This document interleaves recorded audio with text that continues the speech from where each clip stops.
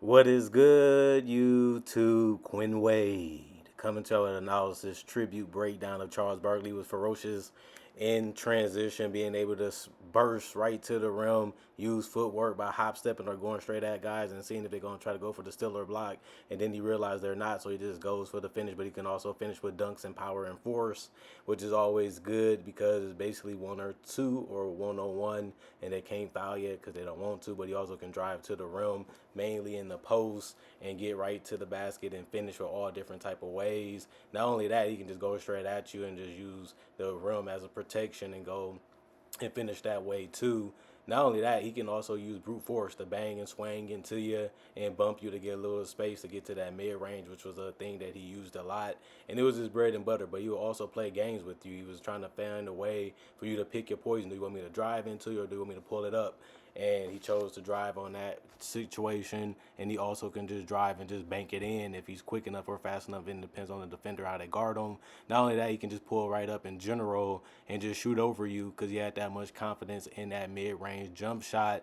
Not only that, he could take a little bit of physical punishment because he was big and strong, and he also was quick enough to finish in the dunker spot. He was always fast enough to get there and fast enough to finish, and that was something that really helped him stay efficient. And his career was staying near the paint and by the paint. And he also can catch high-low passes from other bigs and finish strong, or just other players, and just go straight up and finish quick because he was a fast leaper. Not only that, he loved the distance on his mid-range, and on top of that, he was a good floor spacer as a big, and he can pull up at the top of the key and a little further behind that mid-range line. Not only that, he can also hit jump shots on the side of the court and or baseline, and he can knock those down too with ease. Not only that, the guy just understood how to catch and shoot sometimes, come off a screen or just come right in the position near the rim and just pull up quick before they can get their hand up. And sometimes he would see double teams coming and still use his jump shot very quickly to get it off because he had enough space. Sometimes he'd come right at you too because if you're a smaller defender,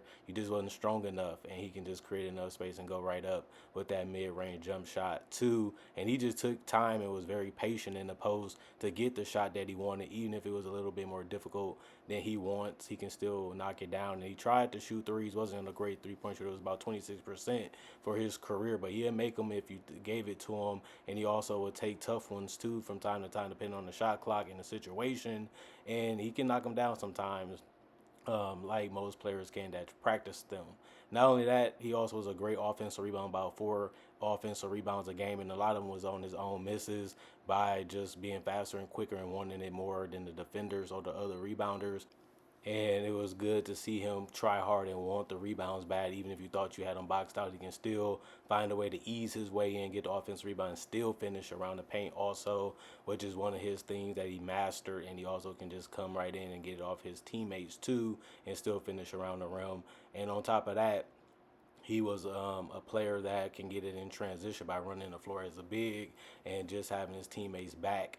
And he also was a good player in transition when it comes to passing, just making the right decision or causing enough attention to where he can pass it to lead to his teammate getting an easy look because he had a lot of attention as a player. He also averaged 1.5 steals for his career, and it was just something that can even lead to offense because defense usually does that. And at least he was able to get those just by being in the right spots and just wanting it a lot more than his teammate, or just finding a way to trick the passer to think he's out of the play and then finds a way to get back in there and get the steal. And that was something that he was common and did a lot. And on top of that, he was a good passer too, about 4 assists a game. He can do high-low passing, but he also can pass in the post to cutters. Not only that, he can see at the top of the key and find cutters there too, and that will lead to easy baskets and high percentage shots for his teammates. But he also can drive a little bit and collapse the defense and find dunkers. But he also can find guys that can take a jump shot, and he'll just find them early, make the right pass because he'll collapse the defense, and it's just about them making the shot after that.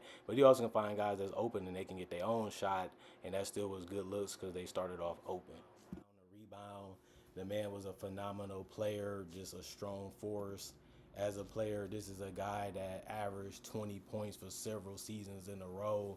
And sometimes it was 28 points, sometimes it was 25, sometimes it was 27.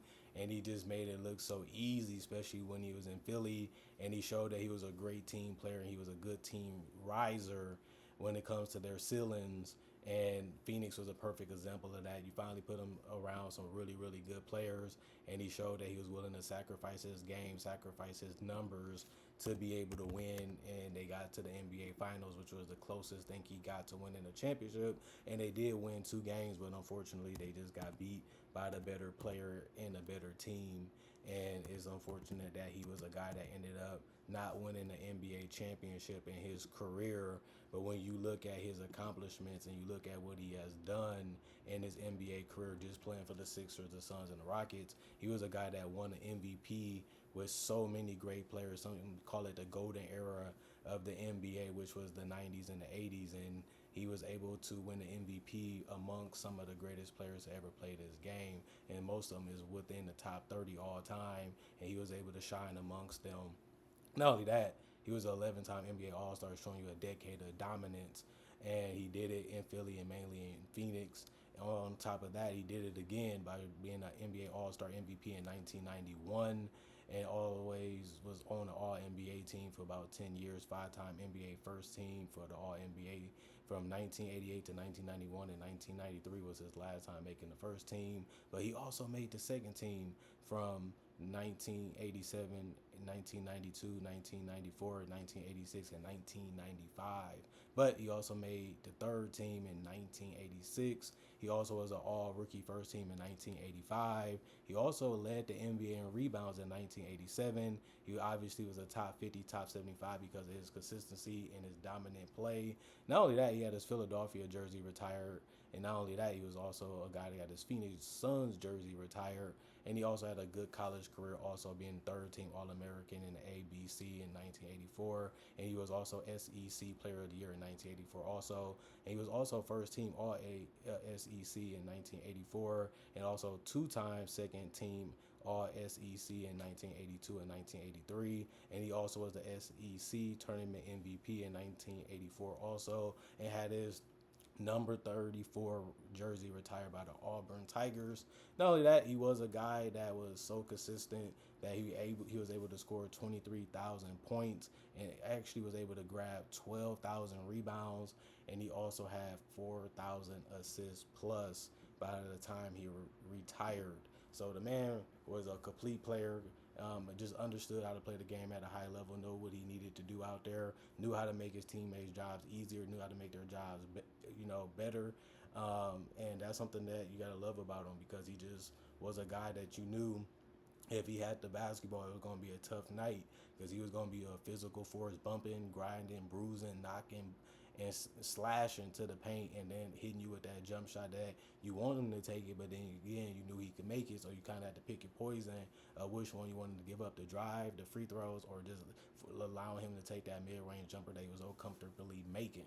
And that's what made him a very, very tough guard and a very, very tough guy to figure out, because not only if he didn't do that, he was trying to find his teammates for cuts and dunks and three-point shots, and sometimes even mid-rangers like I showed in the footage. So he was just so much a one-way system player, because he was the guy that can impact the game in so many ways, and that's why he was known as a superstar, and why we look at him as one of the greatest to ever do it, because he really is. It was nothing that the man couldn't do besides really shoot threes, and he didn't really need to shoot threes a lot, because he was just so dangerous close to the rim or near it that it just didn't make sense for him to take a lot of them. The most threes that he took in a season was 3.9, which was a lot, but he didn't shoot the ball that well from three, is why I say that he didn't need it. But even if he took it, he wasn't great at it. But I will also say, you can say he could have probably improved his free throw shooting to be about 80%, but he never really needed it at that point of his career, because he can score without getting to the free throw line in general. So it just all makes sense, why he was flawed. Like most players always have a weakness or multiple, but he was able to mask them and hide them, because he just knew how to play his game, and he knew how to be effective, doing so many other things on the court. And just being a great rebounder, like I said, for him to have that many rebounds before he retired, playing undersized power forward, he's only about 6'4", but he was just so strong and so big and so fast and just so bouncy that it made up for the size, because of his effort and his energy, especially when he played later in his Philadelphia career. Other than that, comment, like, subscribe, and share. Hit the notification bell for more analysis. And if you're new to the channel, I do also conversation videos just about basketball, NBA to be exact. Not only that, I do breakdowns with real footage of legends, current legends, rookies, and other future stars, and also mock draft and draft coverage. So if you love that type of stuff, this is the channel for you. Plus, I got over 3,000 videos already on my channel that you can watch and you can enjoy. And on top of that, I basically upload videos each and every day. So if you need some NBA content, you want it, you want something different, you want something that's always in there, different variety, and you like that type of stuff, I don't know why you wouldn't subscribe, and I don't know why you wouldn't be a fan of this channel, because this is what I bring to the table, this is what I offer, and I've been really doing this for 10 plus years on YouTube and other sites. So if you've seen me before, make sure you watch some more content, because it'll win you over. Other than that, thank y'all for appreciating the content for what it is. Thank y'all for continuing to come back. Thank y'all for making time for me. Not only that, I will also say thanks for supporting me in the past, also now, and hopefully also in the future. And all I can say is I love you guys. Thanks for watching. Thanks for enjoying the content I continue to make. And all I can say is I'll see you guys later, hopefully tomorrow or later today. I'm going for now, but peace out. And y'all know what I have to say. Y'all stay blessed up. I'm going for now, man. Go.